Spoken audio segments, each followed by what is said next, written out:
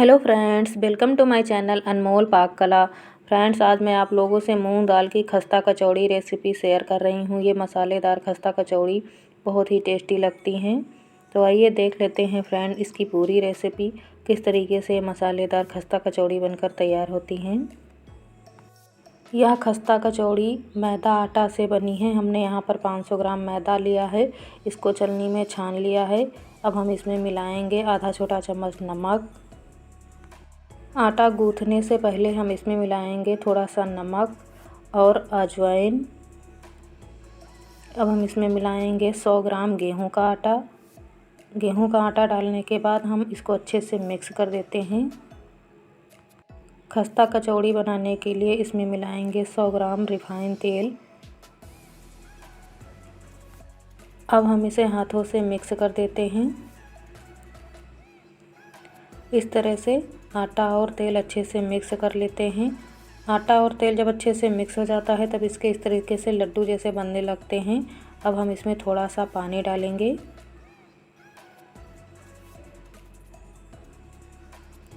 और इसको गूँथ लेते हैं। थोड़ा थोड़ा पानी डालकर हम इसको गूँथ लेंगे।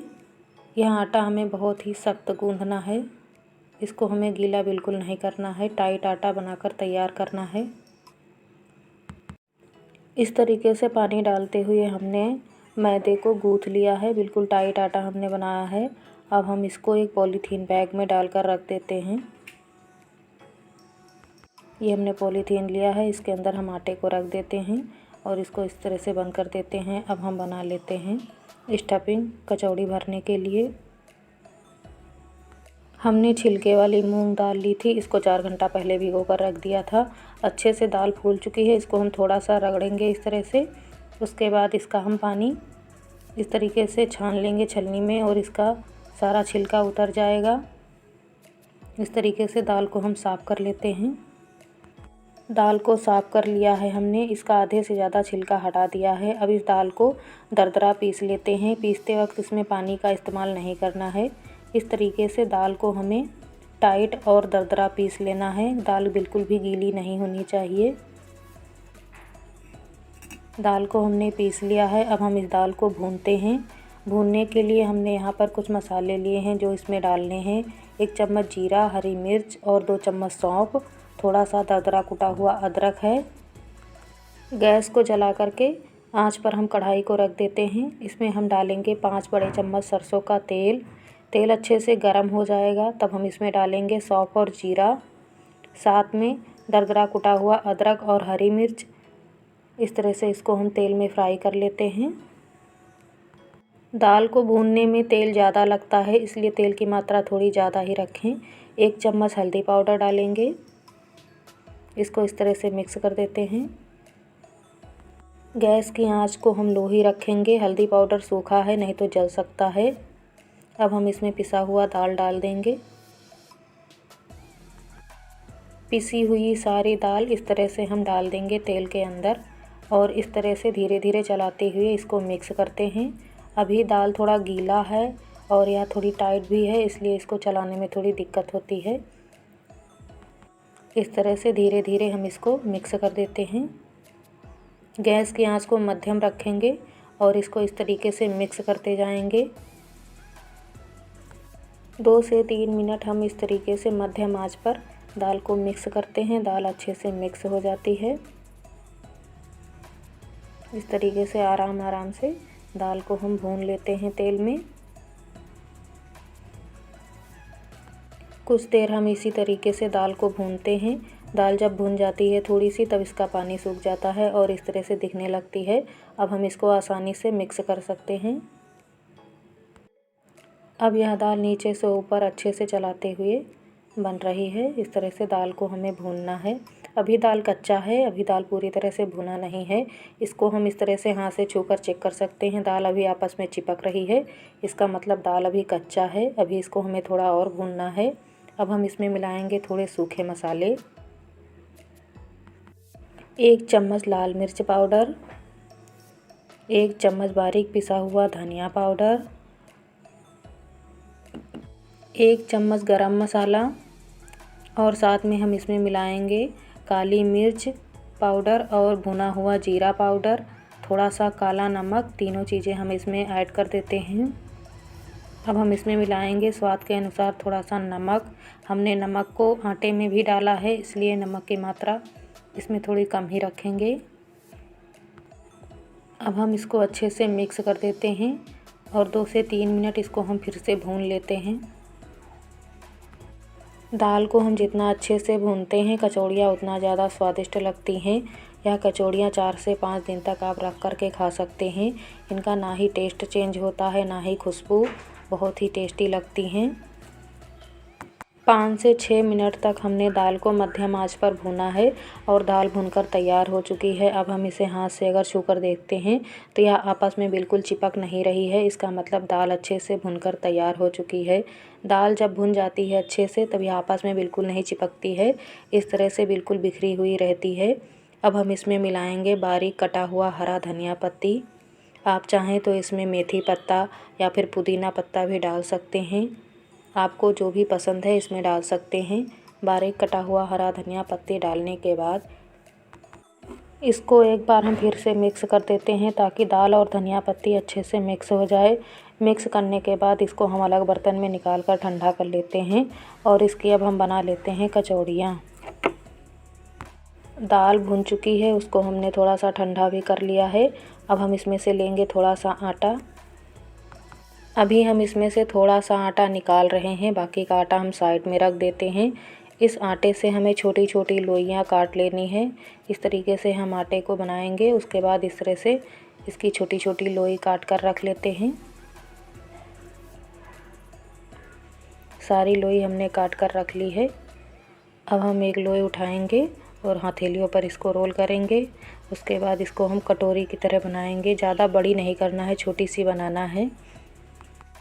इस कटोरी में भुना हुआ 2 चम्मच दाल रखेंगे इस तरह से।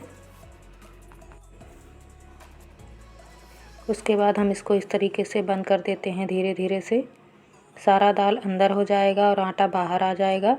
और इसका मुंह हम अच्छे से बंद कर देते हैं ताकि जब हम इसको तेल में तलें तब यह ऊपर से खुले नहीं। इस तरीके से इसको हम बंद कर देते हैं और इस तरह दबा देते हैं। एक कचौड़ी हमने भर ली है। अब हम इसी तरह से दूसरी कचौड़ी को भर कर तैयार करते हैं। फिर से हम एक छोटी सी लोई उठाएंगे और इसको इस तरह से रोल करेंगे थोड़ा सा। इस तरह से फिर से हम इसको कटोरी की तरह बनाएंगे। बहुत आसानी से बन जाती है ये। फिर से हम इसमें 2 चम्मच रखेंगे मसाला। दाल को रखने के बाद फिर से हम उसी तरीके से इसको भी बंद कर देते हैं। कचौड़ी का ऊपर का भाग हमें अच्छे से बंद करना चाहिए। इस तरह से हम इसको बंद कर देते हैं टाइट और फिर से इसको दबा करके रख देते हैं। इस तरह से हमने सारी कचौड़ियाँ भर करके तैयार कर लेनी हैं। यह जो कचौड़ी हमने भर करके रखी हैं अभी थोड़ा सा मोटी हैं, इनको हम अभी थोड़ा सा पतला करते हैं। आप कोई भी बर्तन लीजिए जिसका नीचे का भाग इस तरीके से होना चाहिए। कप या कटोरी, ग्लास कुछ भी ले सकते हैं। कप को हम रखेंगे कचौड़ी के ऊपर और इस तरीके से दबाएंगे। इस तरह से कचौड़ियाँ बिल्कुल एक साइज़ की बनती हैं। फिर से हम दूसरी कचौड़ी लेते हैं और इसको भी इस तरीके से दबाकर थोड़ा सा बड़ा कर लेते हैं। भरी हुई सारी कचौड़ियों को हम इस तरीके से दबाकर बना लेते हैं। हमने कचौड़ियाँ भर कर रख ली है। अब हम गैस को जलाते हैं। इसमें हम डालेंगे तेल। तेल अच्छे से गर्म हुआ है कि नहीं इसको हम चेक करते हैं। थोड़ा सा आटा लेंगे और इसमें हम डालेंगे इस तरीके से। तेल गर्म हो चुका है। अब हम इसमें कचौड़ियाँ डालते हैं। इस तरीके से एक एक करके हम कचौड़ियाँ डालते हैं इसमें। तेल गरम हो चुका है। अब हम गैस की आंच को मध्यम कर देते हैं, नहीं तो कचौड़ियाँ जल सकती हैं। ज़्यादा तेज़ आंच पर कचौड़ी को तलकर नहीं निकालना चाहिए, नहीं तो यह ऊपर से पक जाती हैं, अंदर से कच्ची रह जाती हैं। बिल्कुल खस्ता करारी कचौड़ी तलकर नहीं तैयार होती हैं, इसलिए इन्हें मध्यम आंच पर देर तक तेल में अच्छे से तलना चाहिए। जिस साइड से कचौड़ी तेल में अच्छे से फ्राई हो चुकी है उधर से हम पलट करके दूसरी साइड को हम तेल में अच्छे से फ्राई कर लेते हैं। इस तरीके से हम ढेर सारी कचौरियाँ डालकर एक साथ तेल में फ्राई कर सकते हैं। यह आपस में चिपकती बिल्कुल नहीं है। एक साथ हम कई सारी कचौड़ियाँ तेल में डालकर इस तरीके से तलकर निकाल सकते हैं। तलने के बाद कचौड़ियों का कलर इस तरीके से दिखता है। कचौड़ियाँ तल चुकी हैं, अब हम इन्हें निकाल लेते हैं तेल से। ये कचौड़ियाँ बिल्कुल बाज़ार जैसी खस्ता बनकर तैयार होती हैं। जिस तरीके से आप बाज़ार में खाते हैं उसी तरीके की यह कचौड़ी बनकर तैयार होती हैं। थोड़ी सी कचौड़ी ठंडी हो गई है, मैं इसे तोड़ करके दिखाती हूँ आपको।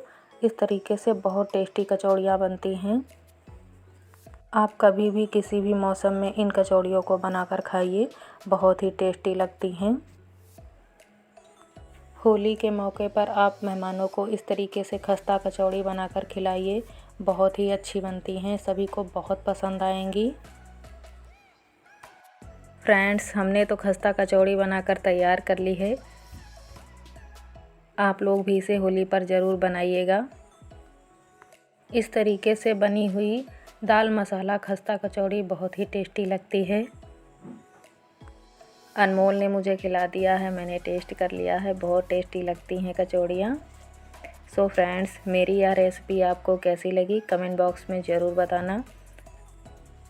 रेसिपी अच्छी लगे तो लाइक एंड शेयर करना बिल्कुल ना भूलना।